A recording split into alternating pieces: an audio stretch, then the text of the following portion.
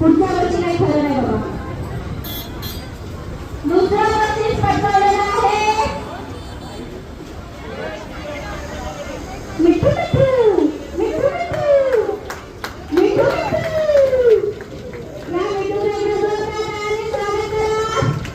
आणि हे बक्षीस द्यायला आपण बोलत आहे संतोष सरांना, संतोष बोलणारे आणि महेश सरांना. एकदा जोरदार करा.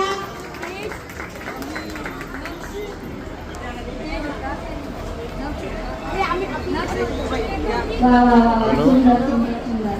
त्यांचा उत्साह सर्वेगाव यांच्यातर्फे आयोजित केलेल्या या कार्यक्रमाचा उत्साह जाणला होता.